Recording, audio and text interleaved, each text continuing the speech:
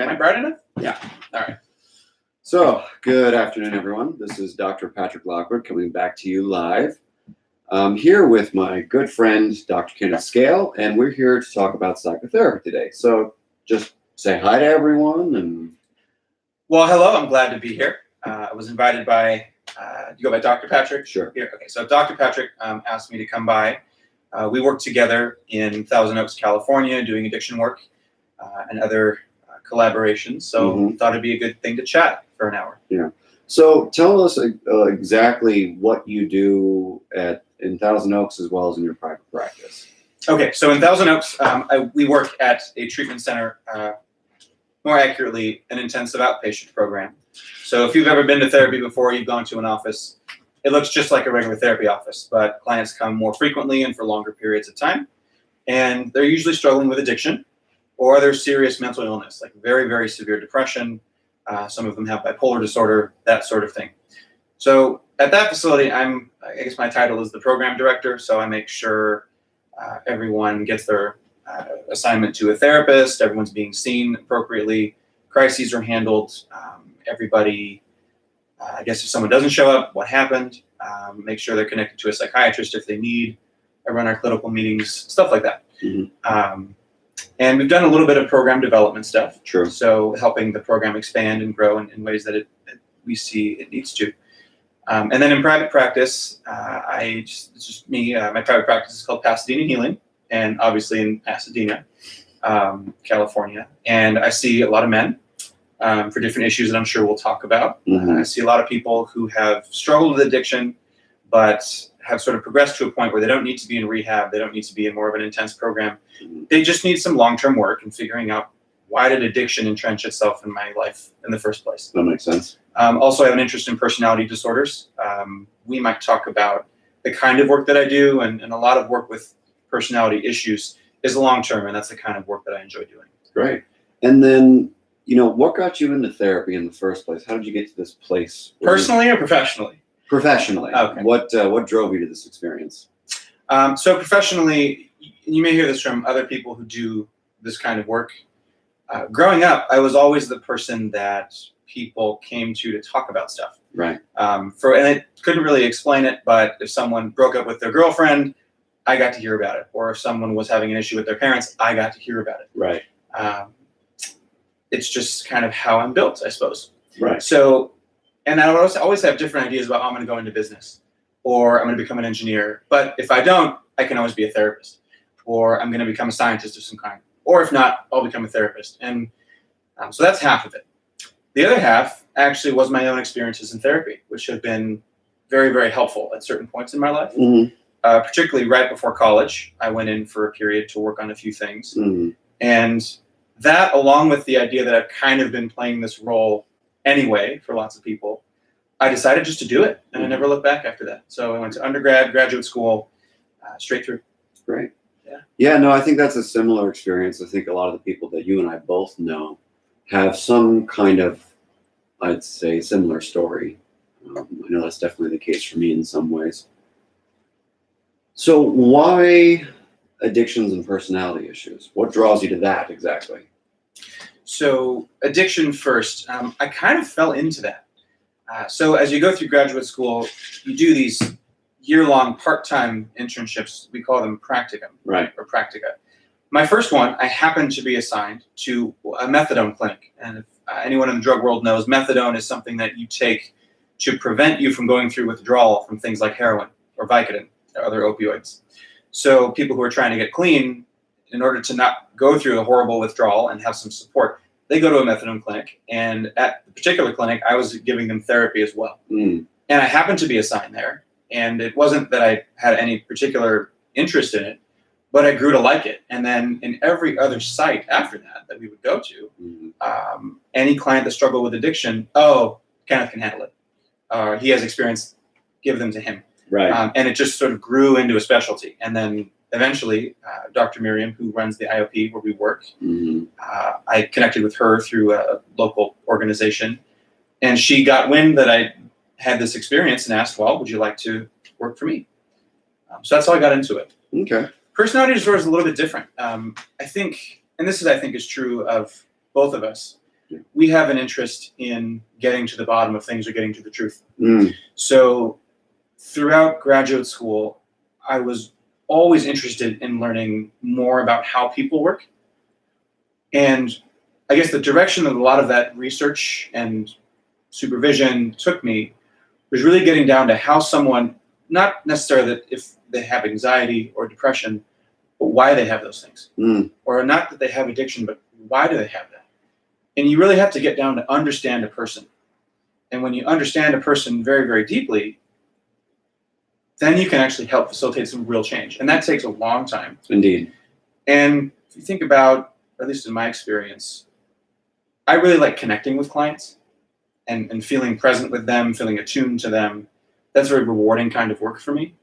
And that's the kind of work necessary over the long term to help someone with, let's say, narcissistic personality disorder or avoidant personality disorder.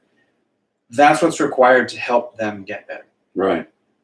And so it just feels good for me to do that kind of work, even though it's very challenging at times. Right. Yeah, that's one of the downsides of personality disorders is that that particular population comes with a lot of interpersonal challenges as well as potential legal challenges. Oh, yeah. Yeah. Yes. Same thing with substance use as well. Mm-hmm. So you picked two very difficult specialties, and you seem to be enjoying it. For some reason, yeah, I do. That's good. A man who likes a challenge. So what can we bullshit about here? I'm interested in your thoughts on... Don't say Kavanaugh. No. None of that junk. I'm interested in your thoughts on issues with masculinity in modern culture. So you and I both work out. You and I both talk about this stuff. So what are you seeing with your clients, and what do you think about this current backlash against men and what have you? Okay, so I'll talk about how that shows up in the therapy room. Okay. So I'd say I have an emphasis or a specialty working with men, and the way a lot of them come to me is their girlfriends or their wives or their partners will contact me and say, hey, my partner needs therapy. And so they will end up in my office. And what I find is that a lot of them have a hard time acknowledging or expressing anger. Okay. Feel as if they don't have any power in their relationships. Huh. End up struggling with things like porn addiction. Okay. Or video game addiction. And just are generally not satisfied with themselves or don't feel heard by their partner. Okay. So it's a lot of people feeling disempowered. And there's a ton of reasons for that. And so maybe we'll go through a few of them that I see, and you can chime in for sure. Some of them, I think, guys these days are raised to be nice. Right. And to not be offensive. Right. We're sort of our generation and even the one before was raised along with the feminist movement, Mm-hmm. where it was all about empowering women, which is fantastic. We need that kind of thing. But I also think there has been sort of a shift that masculinity is not as necessary or not as desirable. Mm.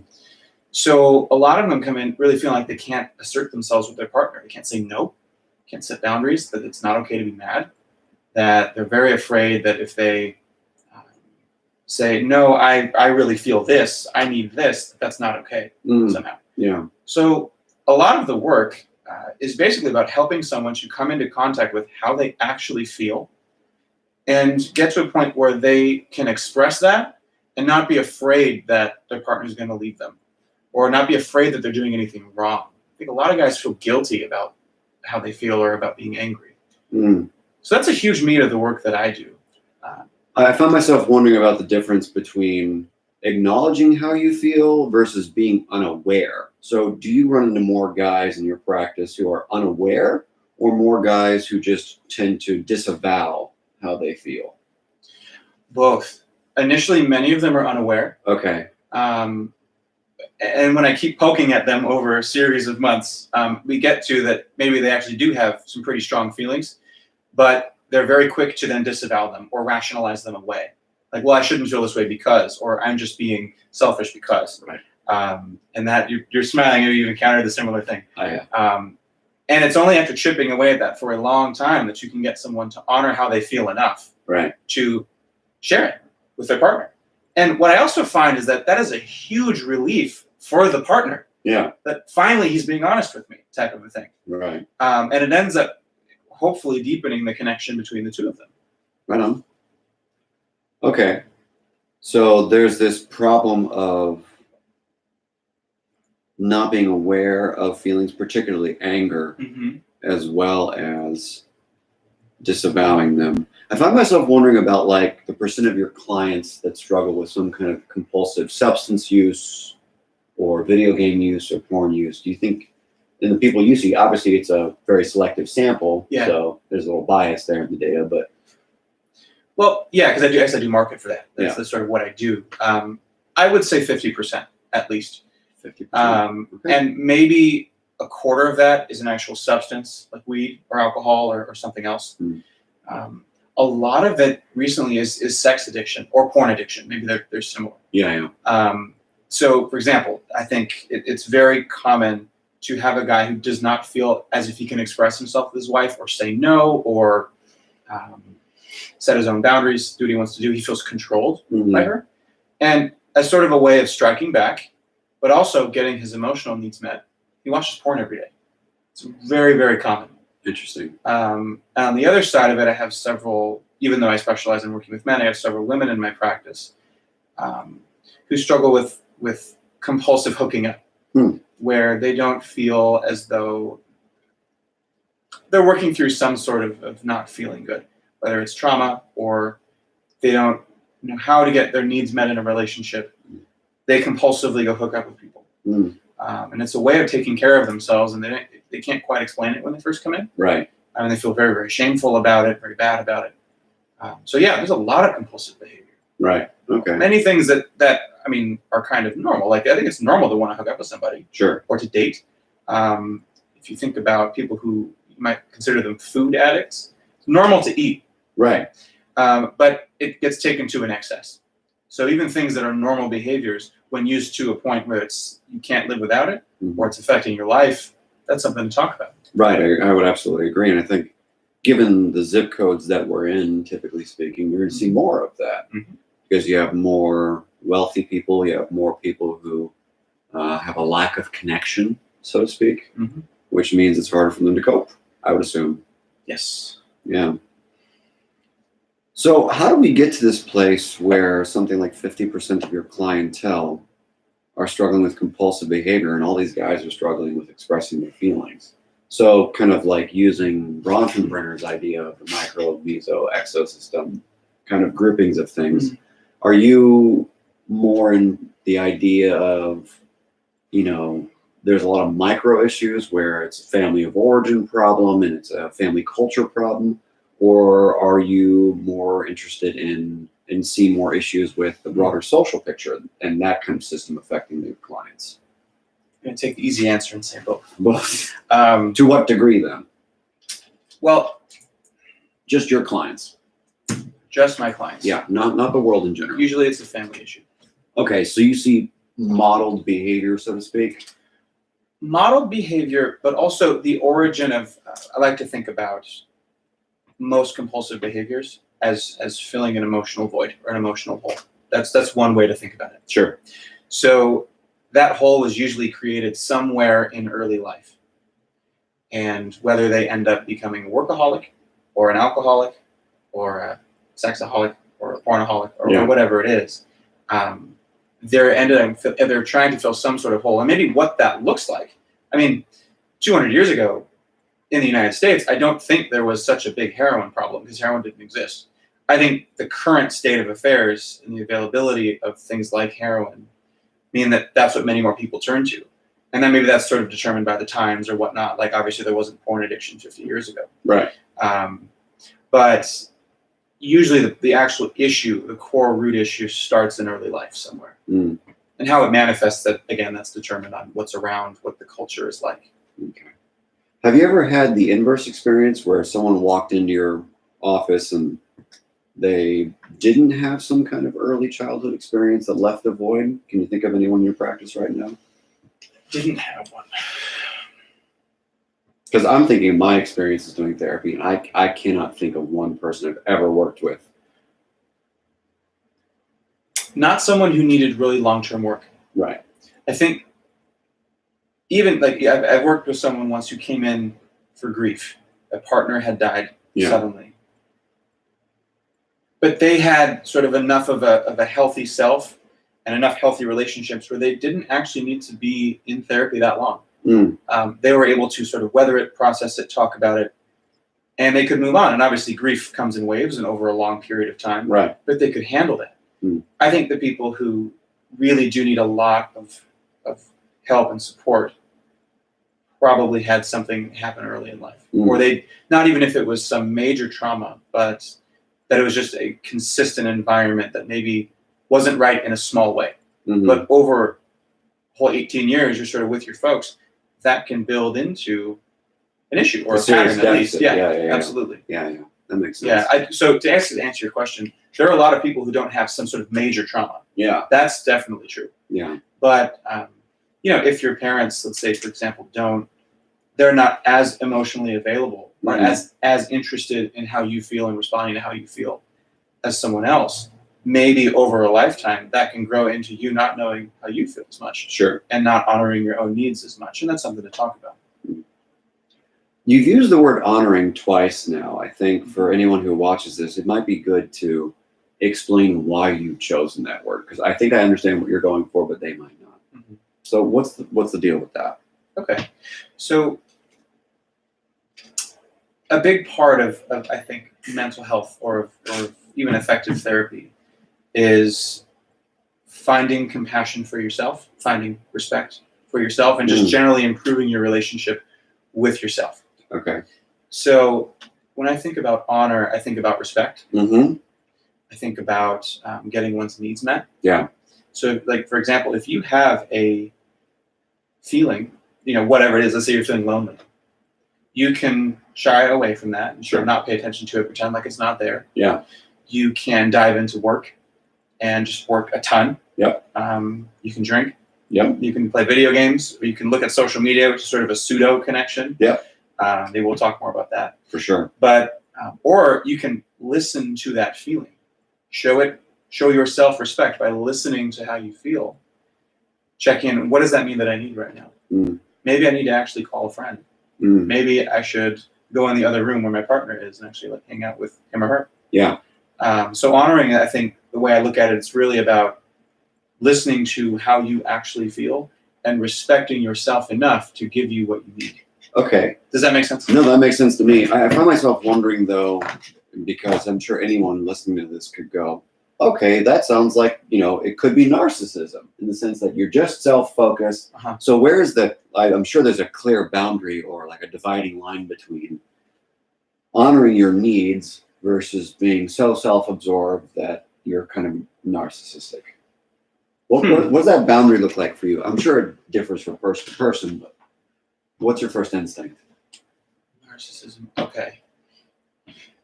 I think it's, for someone who's a narcissist, it's not balanced with personal responsibility.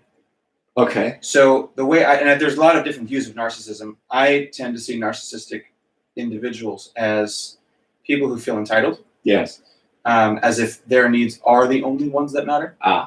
And as if there's no personal responsibility to other people or to build a life that meets their needs. So, yeah, I think typically if a healthy individual might listen to how they feel and get their needs met, but someone who's narcissistic would just expect that someone else do it for them. Or, they would feel entitled to that. As opposed to, honoring how you feel and going and doing productive things or taking responsibility for your life. Or even taking responsibility for how you feel. Yes. Okay. Right, exactly. Gotcha. Exactly. No, that difference makes sense. Yeah, there would be a lot of what you would call projecting, where it's, I'm feeling lonely. This person's not giving me what I need. As opposed to, I feel lonely. Maybe I should take the responsibility of doing something about it. Right. That might be the difference that I see. So I think that personal responsibility point is a good segue into our conversation about how society is changing. Because it seems to me like with the increased reliance on social media, the increased reliance on other forms of technology, increased reliance on drugs of abuse like cannabis since it's being legalized everywhere, and alcohol still is a big deal in college. I find it hard to believe that the society that we're in right now in the United States is course correcting for a healthy amount of personal responsibility. It seems like we are so dependent upon outside forces that we take no responsibility for our feelings. It's because my post didn't get 1,000 likes. Mm-hmm. It's not because I have no self-esteem and I have no capacity to go out there and get my needs met. It's I have this shallow way of operating in the world. Mm-hmm. You know, it's not because I can't manage my anxiety. It's because the pot's not strong enough, or, you know, I drank a little too much.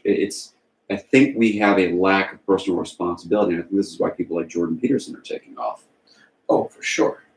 You know? Yeah, it's. I think one of the big issues with that is people not wanting to be uncomfortable. Yes. Not wanting to figure out what discomfort means. That if you feel lonely, if you feel angry, if you feel ashamed, that's something inherently bad. Right. As opposed to that's something to listen to and figure out what do I need to do about this. And it's not up to a lot of people to validate you with likes on your pictures or whatever. Again, I'm not a social media guy, so my lingo might be off. But it's not up to someone to pay me a certain amount of money in a job for me to feel okay. Mm-hmm. It's about, well, I'm not feeling adequate. Okay, well, where does that come from? Why am I not feeling adequate? Does this go back to many other things in my life, or is this just I'm not doing something right now? It's sitting in that feeling, making peace with it for the moment, and listening to what does that mean that I need to do for myself? Where am I going wrong? And I think we have this society where more and more it's about getting rid of discomfort, as opposed to sitting with it and figuring out, well, what does this mean for me? Mm-hmm. Yeah, I think that getting rid of discomfort is a huge problem with regard to the social media and the drugs. Mm-hmm. And, you know, even the whole, like, what they call Netflix and chill way of being. It seems to me that as opposed to just hanging out with someone, we would have to have the TV on in order to be okay hanging out with someone. There's got to be this thing that's either joining us or distracting us. Well, you mean when you're with somebody? Yeah. For sure. Yeah. It prevents maybe momentary experiences of awkwardness. Yeah. I also think about it as enabling. So, for example, if you're sitting at home doing whatever you're doing and you have the TV on in the background, mm-hmm. that sort of fills in a little bit of gap, makes you feel slightly less alone. Mm. But if you didn't have it on, you might actually encounter how lonely that is and then want to do something productive, like go out to a coffee shop or go study with somebody. Yeah. Or whatever. You know what I mean? It's a way of enabling an inadequate condition to continue. Right. And I wonder, I don't think it's something you and I have ever talked about, but like, how lonely do you think we're supposed to feel, naturally speaking? All things considered, every variable being controlled for, so to speak, the average person, how much do you think they're supposed to experience loneliness? Well, this is how lonely should you feel? How desperate should you be? So one of I forget all of them, but there's supposed to be 4 existential givens, right? That you're going to die is one. Yeah. I can't remember the others for the life of me, but I think one of them is that we are innately separate. Yeah. And that no matter how connected you are to anybody, there is going to be this sense that you are, like, you're over there, I'm over here. Yeah. No matter how much we hang out or talk about stuff, there's always that little bit of a sense. And that's something that everybody has to tolerate. We can't eliminate that. So I think at a baseline level, we're not supposed to feel terribly lonely all the time. Like, that should prompt you to want to go connect with people or work through the issues that prevent you from connecting with people. Yeah. But at a real core level, we do have to tolerate some separation or some sense of separateness. That's just part of life because we're separate beings. Right, right. Oh, you're talking about Viktor Frankl's isolation. That's what you're talking about, it sounds like. That might be so. Yeah, I can't remember. Yeah. So, okay. So if we're supposed to have some reasonable, expectable amount of isolation, separateness, if you want to call it that, and that's going to naturally I would say, naturally result in a feeling of loneliness. It sounds like you're advocating both a here and now approach and a historical approach, just in the sense that you want people to, let's say, mindfully sit with the fact that they feel lonely, as well as understand the deep historical patterned ways of seeing the world that keep them from adaptively seeking out support. Oh, absolutely. Okay. And this is core to the kind of therapy that I think we do, but also that's definitely what I do for sure. Yeah. It's important to explore your history. Right. And how you uniquely grew up. What was your relationship like with your folks? What kind of community did you grow up in? Mm-hmm. What kind of cultural atmosphere were you immersed in that gave you your set of values and how you see the world, how you relate to yourself? That is only important insofar as it informs how you see yourself in the world right now. Right. So it all comes back to here and now. How does that mean I screen out and don't notice certain things in my life? Right. And tend to overemphasize other things in my life? What does that mean for how I avoid contact with other people? Right, it's really about noticing. So our colleague, mutual colleague Ephraim, has a quote that I love that's called, "How you do anything is how you do everything." Right. And so if you can look at those patterns historically in your life, you can infer that they are present right here and now. You and bet. that this is where we can do something about it. Mm-hmm. I think, to your point about, let's separate from family from culture. I wonder if you would agree with me in how I would define culture, because I think right now there's a lot of fighting about things like race and religion and politics, and I think these three big things, these are like my three horsemen, as it were. I think these three things are separating us and dividing us. And it seems to me like we think of culture as just our skin color and our ethnicity and things of that nature. And I think that's total crap. And when I hang out with my students and I'm teaching, I'm like, no. Culture is much more multifaceted than that. There's a family culture. There's a family set of ideas and ways of being. Some of that might have to do with your ethnic heritage. Some of that might have to do with the city in which you live and how that particular culture affects your family of origin and their culture. And then it's the country in which you live, and then it's the time, like back to Bronfenbrenner. It's all these things in one very, very messy concept, culture. Culture is not just, I'm black. Right, that's so limited. That doesn't tell you anything. It tells you nothing about a person. Right, what does that mean to them? Yeah. Two people can look very similar. Like you and I, many people mistake us for brothers because we look similar. We do. But we grew up in very different areas of the country. Extremely. Very different parents with very different set of values that come from traditions that are very different. Mm-hmm. The political atmosphere where we grew up is very different. The ethnic makeup of our neighbors were very different. Very different. The spirituality that our families practiced or didn't was very different. Mm-hmm.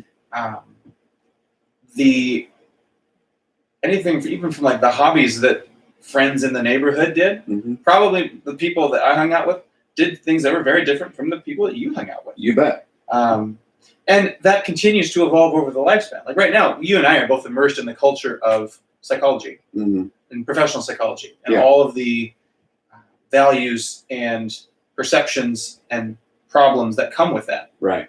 Other people, I think about, I have a client who's a gamer. Mm-hmm. There's a lot of games. He's in gamer culture. There's a whole way of speaking and jargon and values that come with that. And if you think about like a Venn diagram of, you might have, some ethnicity over here, age over here, gender over here. It's not just a few things, like you said. It's like 1,000. Yeah. That all make everybody who they are. Right. Exactly.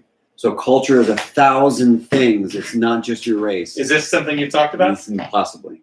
Yeah. Even though we're both white and we're both doctors, we're very different. So it's important to know. That's pushing it. That's pushing it. I know. It's insane to think. Yeah. No, we got a real problem. For me, we got a real problem. Yes. I think we're seeing things in a very limited. Now, why are we seeing things in such limited ways? Why do you think, just U.S. society, is having a hard time seeing the nuances of things nowadays? I think the media has a lot to do with this. So typically what you see, and I think CNN is a good example of this. I used to be a CNN junkie in college. I wanted to be up to date on everything. And I found myself perpetually dissatisfied with the depth of argument that would happen on the little interviews. You mean the lack of depth? Well, that's what I mean. Yeah, because there was no depth, really. Yeah. What you have is really a huge, in the country, what you have is a huge diversity of opinion and values and all that. But what you see argue is a straw man of each side. So obviously all conservatives are totally racist and don't care about the little guy and America first and da-da-da-da. And then what you see on the left is, well, obviously all leftists and all Democrats are communist and socialist and hate white people and all this stuff. And that's what's attacked. There's no depth of argument. There's no real nuanced discussion. And I think, but that's what gets people excited. That's, for many people, that's fun to watch, is to see sort of a caricature of the other side get demolished. That's deeply satisfying in some way. And so on social media, that's what gets erected. And so then you have sort of a polarization that occurs, where now it's left versus the alt-right, or the far left versus the alt-right, as they say, as opposed to we all probably overlap in our values a tremendous amount. And we just don't know that because what gets put out on social media and sort of traditional media is just this caricatured version where there's no depth. I think that makes it very simple. Right. It's so simplistic. It's too simplistic, yeah. And I think... Can I add to that? Yeah, please. I also think identity politics is evil. Yes. Because it takes one aspect of a person. As we just talked about, people are 1,000 things. It takes one or two. Where it might be ethnicity. It might be where you live. It might be even if you're pro-choice or pro-life. It takes that and attacks that particular thing. What you're attacking about that person is that one issue, as opposed to their nuanced view of things that everybody probably has. Right. I think on the left and the right, identity politics has sort of destroyed the conversation. Yeah, and I think, for my money, how we got to the place where identity politics became so important is we started to care less about conversation. And I think technology has a big part to play in that. I think with the advent of things like Facebook and Instagram and Twitter, where we have immediate gratification and immediate conversation with people, where there's no depth, it's really, really hard to actually have a legitimate conversation when everything that you see on these social media platforms is a talking point. Right. They don't actually have any nuance, right? So if you see someone's quote on Twitter, like if you follow very polarizing people on Twitter, like the president, for instance, you can see one thing that the guy said, and you will see just thousands of people tear him to pieces for saying one thing, when in reality, that one thing he said deserves some kind of nuanced conversation about it. But because you only have 70 characters or something, you can't make a nuanced argument. You can't have a 5-page argument for or against what the president said on Twitter. You can just say the coolest, most tantalizing talk points. It's gotcha politics. Yes. Yeah. So I think social media is kind of killing us in that way. I think so. And the alternative media, things like podcasts, even this conversation, what you've set up here is really cool, because we can sit here and have a long form discussion and actually explore things and get someone's nuanced view.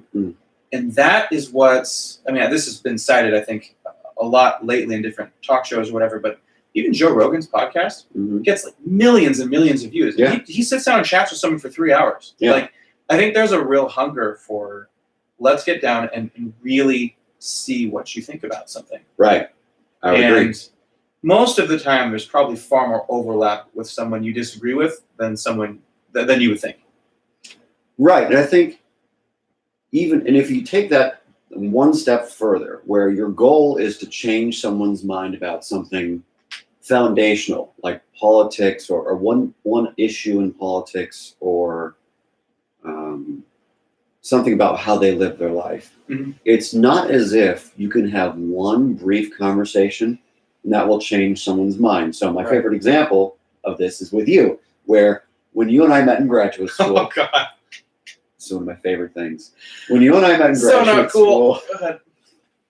you were very, very much into one theoretical modality. I was. And I used to poke at you for years, like for 3 or 4 years consistently. I poked at you about how lacking in depth that modality was in terms of understanding human suffering and the human psyche. Mhm. And as a result of you and I... Did he tell you he was going to do this? He No. probably pitched this. No. To get me. And as a result of years of conversation, you changed your mind. You came in here unprompted, basically, and started talking about why the depth of a person is a very important thing. Yeah. When I first met you, that wasn't a real thing. That didn't exist in your mind as something that was super important to you. Not therapeutically, no. No. That was not my approach to therapy. Like, academically, it made sense, but... Right. I think I definitely appreciated the depth of individuals, but I did not understand how to really explore that therapeutically. Definitely not. You're right about that. So I think it's the same thing with these long-form conversations. If you're having a Twitter war with someone and you have 70 characters or something, you can never have 4 years of deep conversation about how the mind works, etc., to change someone's opinion, like you and I experienced together. It's not an easy thing to do on social media. You have to be able to sit down with people like this and go, what do you think? And then you have to do that conversation over and over and over again, which is why people like Joe and Sam and all these people are, it seems to me, are very, very popular. I'm going to add to that. Yeah. The other thing, if you ever want to change someone's mind, you cannot do it unless they feel heard and understood. Yes. Can't happen. And this goes back, this is political, this is really applicable in our work with addiction. Yeah. Where if someone comes in and maybe they say they have a problem with heroin or methamphetamine, but weed is fine. Weed's good. There is nothing I can say that can change their mind about that until they explain to me every single bit of why they think weed is fine and they feel heard and understood. Only then are they open to any other point of view. Mm-hmm. And if I were to not hear them and validate them and how they feel, not agree with them, but validate them, help them feel heard, anything I say is just going to push them further in their own direction. Right. And I think that's totally true politically. Like the phrase that I really liked, I've taken to lately, is steel manning. Yes. Where I used the phrase straw manning earlier, which is putting up a caricature of your opponent and sort of attacking that. A false caricature. Yeah. Steel manning would be like, let's say we had a debate about something. I would explain to your satisfaction your argument. Yeah. To the point where you feel totally understood, like I get where you're coming from. And maybe then I offer my opinion and critique. Only then, I think, can you have real meaningful dialogue and sort of a meeting of the minds. Right. Yeah, and that's what long-form conversation does. Or at least therapy does. It can allow you, and that is exactly what therapy does. Yeah. If you want good therapy, find someone who can do that. Yes. Because otherwise it's all agenda-driven, and that's not a real relationship. Right. And that's what a good therapist should be trying to provide you, is some kind of legitimate relationship where you feel heard and understood. I'm glad you bring that up. I don't know if your viewers are familiar with some of the research on common factors of what works in therapy.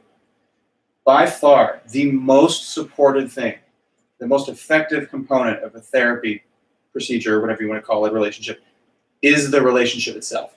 If you feel comfortable with that person, if you trust that person, if you feel understood by that person, more than anything else, that is what predicts a successful outcome.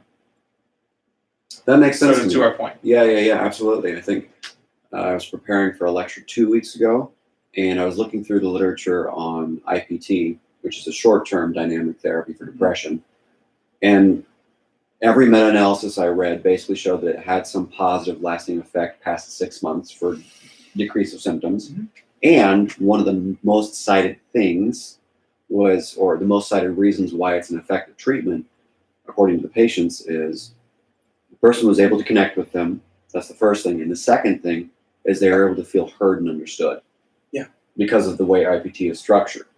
So if you are looking for a therapist, someone like him is someone you want to find because he's actually interested in listening and understanding what you think and what you say and acknowledging it. Whereas a lot of people are so agenda driven that they don't actually have the capacity to hear people. Right. And that's a huge problem. And it's the same problem I think we're finding in politics and in, I'd say most of our modern issues socially, we don't listen. The quote I like is, we don't listen to understand, we listen to respond. Yes. One way I see this comes out politically, and even in, like, if you think about your own dating relationships with you and your partner, how often during an argument do you ask a rhetorical question that is not meant to actually, you have no interest in what that person actually says, you just want to make a point. Right. And then that person doesn't respond to your question because it's an attacking question. Right. They say something else. Not only do you feel unheard, they feel attacked. Right. And then they may ask a rhetorical question back. Right. And then they feel unheard and you attack back. And it's this horrible cycle. Yes. But really, I feel like with most arguments, once both people feel seen and understood, the level of tension goes way down. You can actually get to the issue. Yeah. And then therapy, that's a lot of my work with, I see a few couples. The work that I do with them is to help them own how they feel and say it in a way that is true and authentic and have the other partner really hear it. Yeah. And that de-escalates things. And then they can have a real conversation about differences in values, or I felt hurt about this, so I'm sorry, whatever. But that's huge. It is huge. Absolutely. And I think to circle back to one of your earlier points about acknowledging feelings and then bringing it into couples, one of the, I don't remember the exact quote, but it was Jordan Peterson speaking somewhere. And he said, if you're talking about something important, it should be uncomfortable or something like that. Optimal anxiety. Yeah. If you're having, it's a real issue you have to talk about and it's necessary and important to talk about, someone should be offended. Someone should be upset about the experience, if not both people.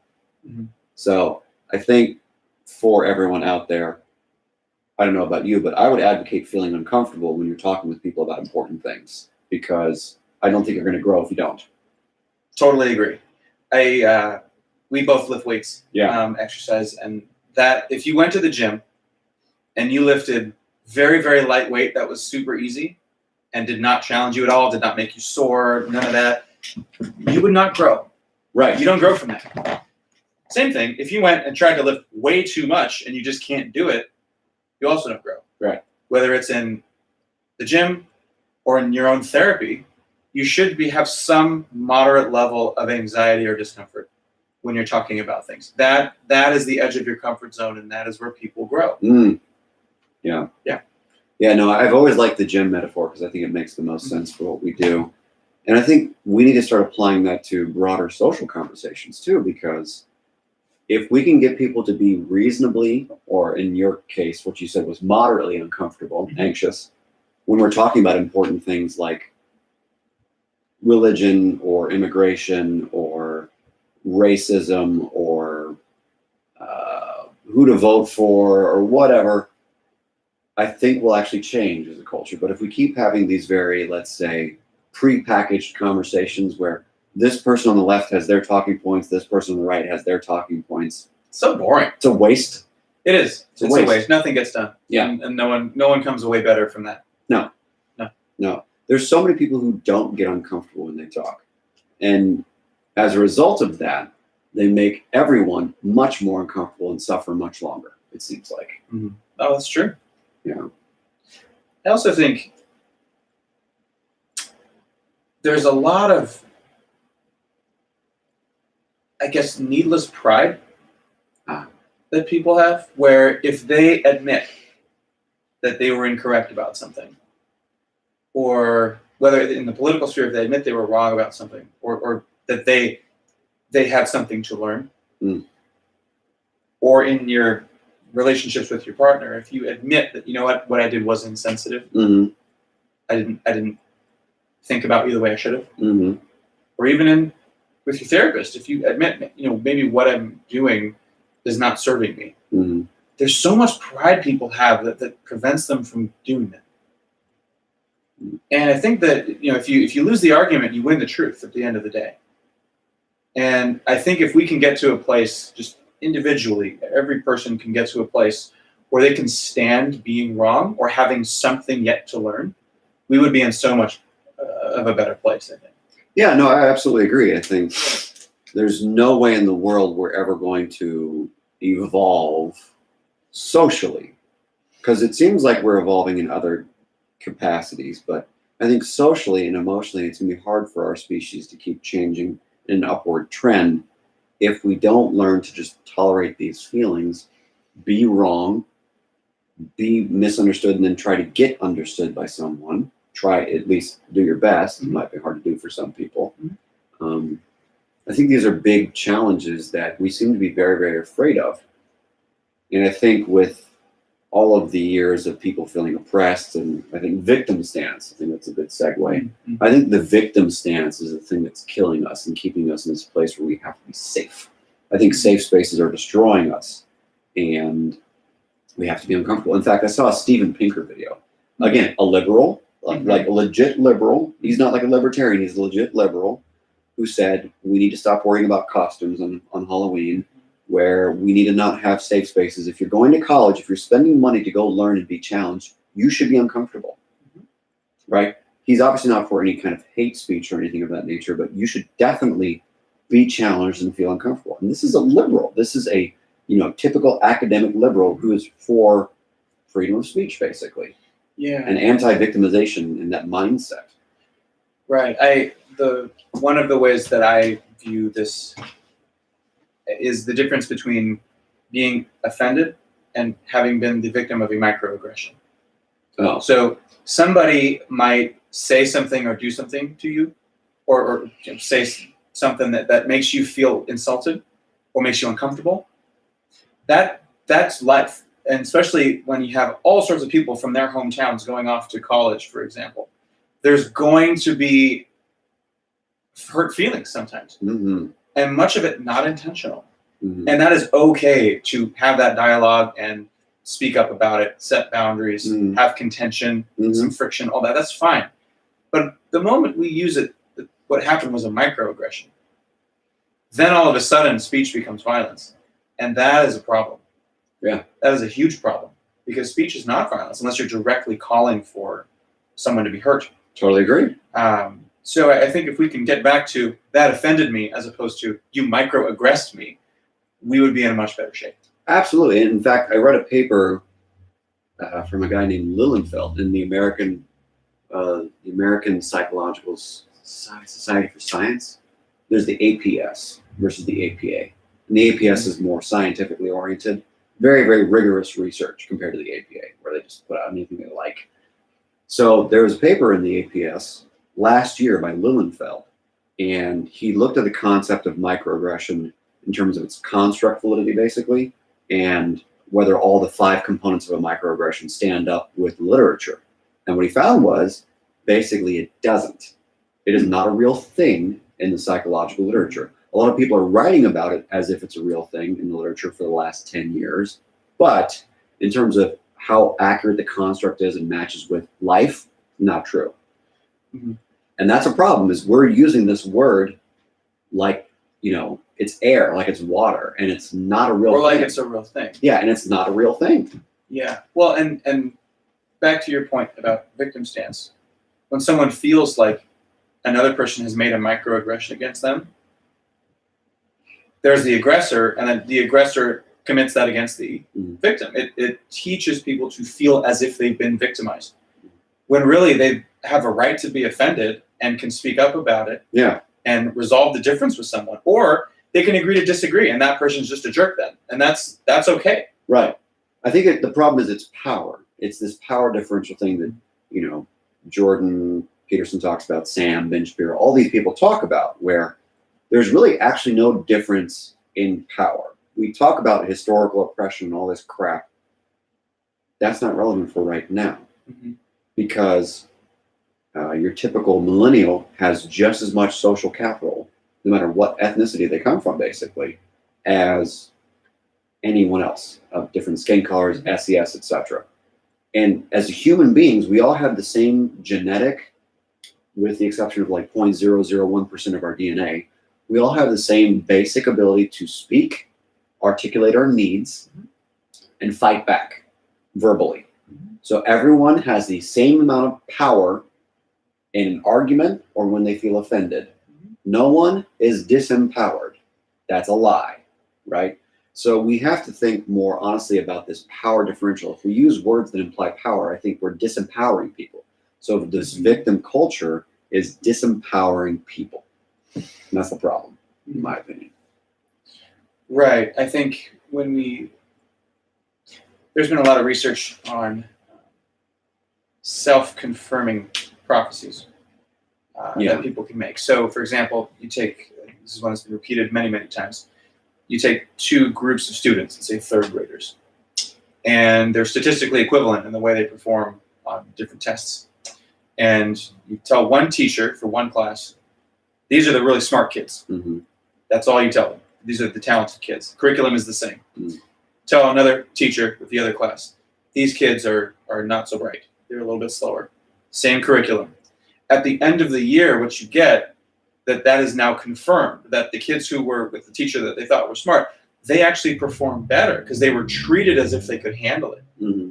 And the kids who were with the teacher that thought they were slow now perform worse compared to the other class because they were treated as if they couldn't handle it. Right. I think if we treat people with the respect as if they everyone can handle it, everyone can stand up for themselves outside of certain, obviously if someone's the victim of an actual crime or, physically attacked in some way or gone after by someone in a legitimate position of power and they've done nothing wrong, maybe then we have some room to play with, well, were you victimized? But in the vast majority of circumstances, everyone has the ability to stand up for themselves and to tolerate discomfort and to resolve differences. That's just, if we treat people that way, they will eventually begin to feel that. Right. They have the power. Right. And I think back to the idea of the microaggression, if we allow this victim culture to go on, we ruin what Vygotsky called the zone of proximal development. So in order for anyone to, let's say, excel or even perform better than the average person next to them, they have to be pushed just outside of their comfort zone with regard to a task, whether it's math or English or anything. If we're pushed to be uncomfortable and we're forced to do something to counter that, to deal with that, let's say 10% outside of our comfort zone, then we actually grow and we succeed compared to the average person who's not pushed.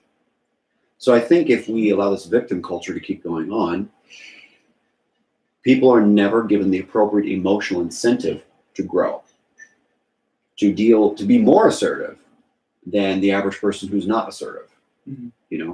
I think there's an assertiveness problem there. And I do think there is something that is important about acknowledging what might be the reality.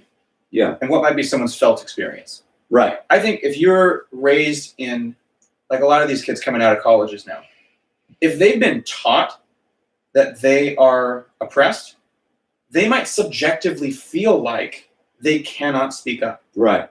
Or that they are being targeted or don't have a voice. And that we have to validate that. Again, if you don't have people feel heard and understood, right, they don't listen. Sure. And they're not open to new ideas. So we need to validate that some people might actually feel oppressed because of how they've been taught that. Or maybe they've grown up in a environment where they did not have as much socioeconomic privilege as other people. But the reality is that they have just as much power within them to stand up for themselves as anybody else. Yeah, and I think it's an important point you make because a lot of people try to approach this victim culture, privilege, etc. problem with a sledgehammer. Right. Right. And I know for sure I'm definitely guilty of that, where I have moments of just being so fed up with people not saying the truth because of how I'm built. I want to approach the conversation with a sledgehammer, and I don't actually acknowledge what people say. So I've worked really hard with my students to do that. And this is a scalpel thing. Yeah, this is definitely a scalpel thing. And And there's a lot of people on, especially on news media, both sides, all sides, who are trying to go at this problem with a sledgehammer, and I don't think that's going to work. Right. Just saying you're wrong is not going to work. Mm-hmm. So that's an important thing. Yeah. Mm-hmm.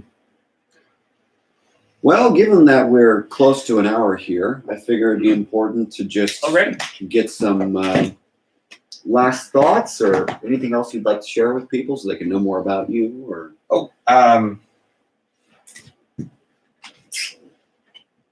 it's always the tell me about yourself or the what would you like people to know. That's what stumps. That's the hardest one, not the research. No. Yeah. Things I want people to know. So, like your practice, essentially. That kind of thing. Yeah. Okay. Well, yeah. So, because I pitch my website. Yes. Okay. So, if anybody listening has questions about finding the right kind of therapist, or if it's a good idea to enter therapy based on what you're going through, all my contact info is at PasadenaHealing.com. I can help you find resources that you need, or get into therapy with someone who could be helpful. And I think maybe I would address one myth about therapy before we end. Oh yeah, please. So I've encountered before people coming into treatment hoping that the therapist will fix them, and will have some magical ability to make their woes go away. And if you're thinking about going into therapy, I'd like to shatter that myth for you.